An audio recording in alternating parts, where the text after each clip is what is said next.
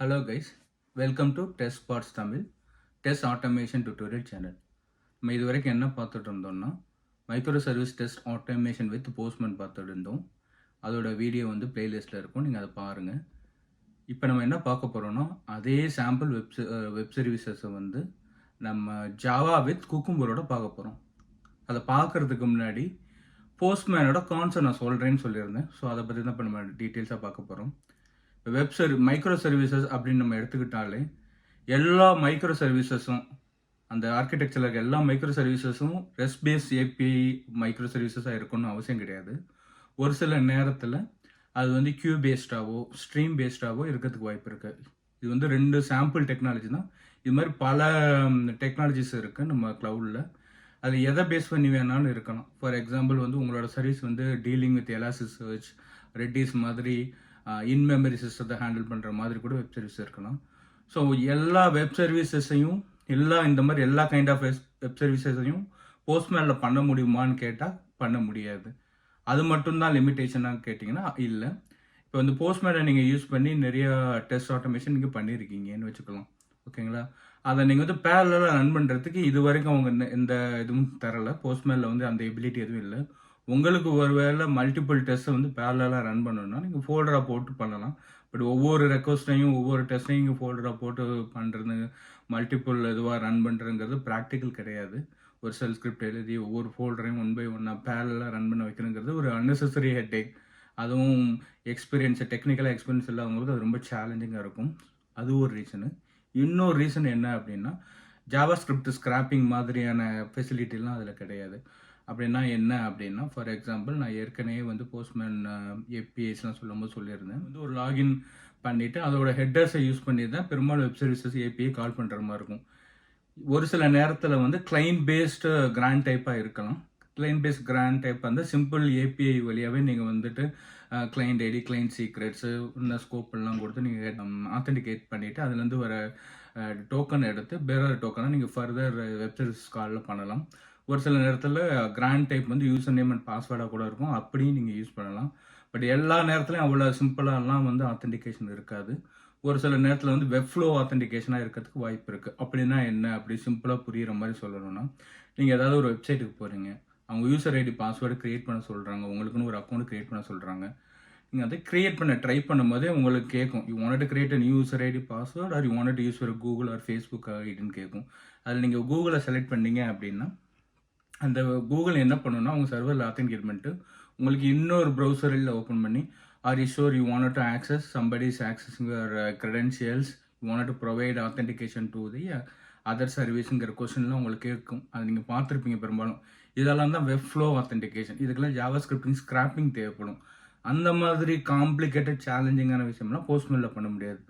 So other technology like queue and streaming base பண்ணி உங்கள் web services இருக்குது, இல்லைன்னா உங்கள் டெஸ்டிங்கை வந்து மல்டிபிள் டெக்னாலஜி வந்து யூஸ் பண்ணணும் அப்படின்னா இந்த மாதிரி சுச்சுவேஷனில் போஸ்ட்மேன் வந்து அவ்வளோ சூட்டபுளாக இருக்காது. ரொம்ப சிம்பிளான வெப் சர்வீசஸாக இருக்குது, உங்களுக்கு வந்து அந்த வெப் சர்வீஸை மட்டும்தான் காம்ப்ளெண்ட் டெஸ்டிங்காக பண்ண போகிறீங்கன்னா I think more then enough. But உங்களோட டெஸ்டிங் வந்து உங்கள் டீம் பண்ணுற மைக்ரோ சர்வீஸ் வந்து கொஞ்சம் காம்ப்ளிகேட்டாக இருக்குது, மல்டிபிள் டெக்னாலஜிஸும் இருக்குன்னா பெஸ்ட்டு ஜாவா, பைத்தான் மாதிரி ஒரு ப்ரோக்ராமிங் லாங்குவேஜை சூஸ் பண்ணிக்கிறது பெஸ்ட்டு. அதுலேயும் நம்ம இப்போ என்ன பார்க்க போகிறோம்னா ஜாவா பார்க்க போகிறோம். சரி, இப்போ ஜாவாக்கான ரீசன்ஸ் என்னங்கிறத பார்த்தலாம். இப்போ பார்த்தீங்கன்னு வச்சுக்கோங்களேன், இப்போ வந்து பெரும்பாலான வெப் சர்வீசஸ் அதுலேயும் இந்த ரெஸ்ட் பேஸ் சர்வீசஸ்லாம் பார்த்தீங்கன்னா ஜாவா ஸ்ப்ரிங் அப்ளிகேஷனாக தான் இருக்கும். ஸோ அந்த மாதிரி நேரத்தில் நீங்கள் வந்து உங்களை டெஸ்ட் ஃப்ரேம் ஒர்க்கை ஜாவாவில் பண்ணிங்கன்னா அது இந்த ஈகோ சிஸ்டத்துலேயே பார்ட்டாக இருக்கும். நீங்கள் உங்கள் டெவலப்மெண்ட் டீம் வந்து ஒரு ரெப்போ க்ரியேட் பண்ணுறாங்க, அந்த ரெப்போவில் வந்து எல்லா ஆக்சுவல் கோடெல்லாம் இருக்கும், வெப் சர்வீசஸ் தேவையான கோடெல்லாம் இருக்கும் ஜாவா ஸ்ப்ரிங் யூஸ் பண்ணி. அதோட உங்கள் டெஸ்ட் ஃப்ரேம் ஒர்க்கை நீங்கள் எனேபிள் பண்ணிக்கிட்டீங்கன்னா எல்லாமே ஒரே கோட் பேஸில் இருக்கும். பைப்லைனில் அதை ரன் பண்ணுறது ரொம்ப வசதியாக இருக்கும். ஸோ அந்த ஈகோ சிஸ்டம் நீங்கள் ஃபாலோ பண்ணலாம். ஒருவேளை உங்கள் டெவலப்மெண்ட் டீமோ இல்லை மற்ற டீமுங்களும் வந்து நிறைய லைப்ரரிஸ் கிரியேட் பண்ணி அந்த லைப்ரரிஸை நீங்கள் ரீயூஸ் பண்ணிக்கலாம் உங்கள் டெஸ்டிங்க்கு. நான் ஆக்சுவல் கோடை சொல்லலை, லைப்ரரிஸ். ஃபார் எக்ஸாம்பிள் ஒரு டெக்னாலஜியில் போய்ட்டு டேட்டா எடுத்துகிட்டு வர்றது, ஒரு ஆத்தென்டிகேஷன் மெக்கானிசம், இந்த மாதிரி நிறையா சொல்லிக்கிட்டே போகலாம். அதெல்லாம் வந்து ரீயூசபிள் லைப்ரரிஸாக எழுதி வச்சுருப்பாங்க, அதை கூட நீங்கள் யூஸ் பண்ணிக்கலாம். அந்த மாதிரி நேரத்தில் நீங்கள் உங்களோட ஈகோ சிஸ்டத்துலேயே இருக்கிறது ரொம்ப நல்லது. இன்னொன்று, உங்களோட டெஸ்ட் ஃப்ரேம் ஒர்க் பண்ணுறீங்க, அதுக்கு ரொம்ப லாஞ்சேவிட்டி தேவை அப்படின்னா இந்த மாதிரி ப்ரோக்ராம் லாங்குவேஜ் ரொம்ப யூஸ்ஃபுல்லாக இருக்கும். அதுவும் நீங்கள் வந்து எண்ட் டு எண்ட் டெஸ்டிங் மாதிரிலாம் பண்ணுறீங்க அப்படின்னா, ஃபார் எக்ஸாம்பிள் ஒரு யூஐயை ஆட்டோமேட் பண்ணணும், ஒரு க்யூவிலேருந்து டேட்டாவை நீங்கள் ரீட் பண்ணணும், க்யூவில் டேட்டாவை போடணும், ஸ்ட்ரீமிங்லேருந்து டேட்டாவை நீங்கள் இன்ஜெக்ட் பண்ணணும், அப்படி சொல்லிக்கிட்டே போகலாம். இந்த மாதிரி காம்ப்ளிகேட்டட் டெக்னாலஜிஸில் நீங்கள் டெஸ்ட் கேஸ் எழுதும்போது இந்த மாதிரி ஜாவா மாதிரி ஒரு அப்ளிகேஷன் வந்து பெஸ்ட்டாக இருக்கும். இப்போ நம்ம இந்த இதில் என்ன பண்ண போகிறோம், இந்த வர வீடியோக்குள்ள என்ன பார்க்க போகிறோம்னா, ஜாவா வித் குக்கும்பர் பார்க்க போகிறோம். ஏன் குக்கும்பர் அப்படின்னா, குக்கும்பர் வந்து பிடிடி, பிஹேவியரல் ட்ரிவன் டெவலப்மெண்ட், அது ரொம்ப இப்போ காமனாக ஃபேமஸாக இருக்குது. அதை யூஸ் பண்ணிங்கன்னா நீங்கள் எழுதுகிற டெஸ்ட் கேஸ் உங்களுக்கு மட்டும் இல்லை, மற்ற யார்கிட்ட வேணாலும் அவங்க ரிப்போர்ட்டை நீங்கள் ஈஸியாக ஷேர் பண்ணலாம். உங்களோட டெஸ்ட் கேஸை அவங்க ஈஸியாக அண்டர்ஸ்டாண்ட் பண்ணுறதுக்கு வாய்ப்பு இருக்குது. ஒரு இன்னும் சுருக்கமாக பிஹேவியர் ட்ரிவன் என்னென்னா, ஒரு அப்ளிகேஷன் இருக்குது, அது ஒரு ப்ரீ கண்டிஷன்ஸ் இருக்குது, அதுக்கிட்ட ஒரு ஈவெண்ட்டை நீங்கள் பண்ணினீங்க, ஒரு ஆக்ஷன் அந்த அப்ளிகேஷனில் பண்ணுறீங்கன்னா அதோட அவுட்கம் எப்படி இருக்குங்கிறது சிம்பிளாக ஒரு இங்கிலீஷ் லாங்குவேஜை சொல்லலாம். அது வந்து கர்க்கின் லாங்குவேஜ் சொல்லுவாங்க, கிவன் வென் தென்னுட்டு.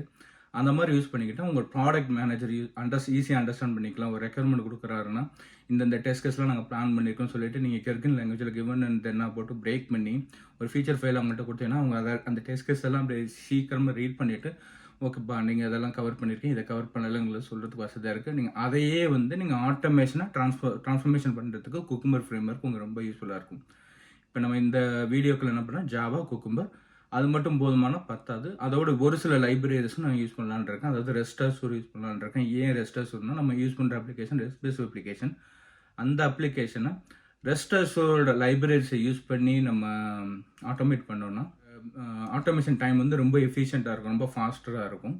அந்த ரெஸ்டாசூர் ஏபிஐங்கிறது லைப்ரரிங்கிறது ரொம்ப காமன், ரொம்ப டெஸ்டிங் இண்டஸ்ட்ரியில் அது ரொம்ப ஃபேமஸ். ஸோ அதை நம்ம யூஸ் பண்ணிக்க போகிறோம். அப்புறம் என்ன பண்ண போகிறோம்னா, இந்த டெஸ்ட் கேஸஸ் வந்து எப்படி சிஎல்ஐ யூஸ் பண்ணி ரன் பண்ணுறது. Java with cucumber with Maven எதுக்காக யூஸ் பண்ணுறோன்னா, பில்ட் ஆட்டோமேஷன் பர்பஸ்க்காக யூஸ் பண்ணுறோம். ஒவ்வொரு நம்ம ஜாவா கூட வந்து மேனுவல் பண்ணிட்டு இருக்க முடியாது ஒன்று. அதே நீங்கள் வந்து மேவனாக போட்டுட்டிங்கன்னா ஆட்டோமேட்டிக்காக அது வந்து டிபெண்டன்சி மேனேஜ்மெண்ட்லாம் அதுவே பார்த்துக்கும். என்னென்ன லைப்ரரி வேணுமோ அதை ஆட்டோமேட்டிக்காக டவுன்லோட் பண்ணிக்கும்.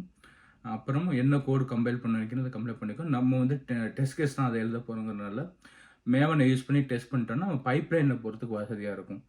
இன்னொரு முக்கியமான லைப்ரரி என்ன யூஸ் பண்ண போகிறோம், டெஸ்ட் அண்ட் ஜே யூஸ் பண்ண போகிறோம். குக்கும்பர் யூஸ் பண்ணி நீங்கள் ஜேஎன்இட்டும் யூஸ் பண்ணிக்கலாம், ஜென்இட் லைப்ரரி யூஸ் பண்ணிக்கலாம், டெஸ்ட் அண்ட் ஜி யூஸ் பண்ணிக்கலாம். நான் எதுக்காக டெஸ்ட் அண்ட் ஜி யூஸ் பண்ணுறேன், மெயின் ரீசன் என்னென்னா, நம்மளோட test case even each and every test கேஸை நம்ம பேரலாக ரன் பண்ண முடியும் டெஸ்ட் அண்ட் ஜியாக இருந்தால். இதே நீங்கள் ஜேஎன்இட் யூஸ் பண்ணிங்கன்னா ஃபியூச்சர் ஃபைலை தான் நீங்கள் பேரலாக ரன் பண்ண முடியும். ஒரு மோர் தென் ஒன் ஃபீச்சர் ஃபைல் இருக்குன்னா ஃபீச்சர் ஃபைலில் இருக்க டெஸ்ட் கேஸை பல்காக 1 by 1 ஒவ்வொரு ஃபீச்சராக தனியாக எக்ஸிக்யூட் பண்ணுறதுக்கும், எல்லா ஃபீச்சர் ஃபைலில் இருக்கிற இண்டிவிஜுவல் எல்லா டெஸ்ட் கேஸையும் பேரலாக உங்களுக்கு பண்ணுறதுக்கும் நிறைய வித்தியாசம் இருக்கும், நிறைய டைம் சேவ் ஆகும். அந்த ரீசனுக்காக நான் டெஸ்ட் அண்ட் ஜி போகிறேன்.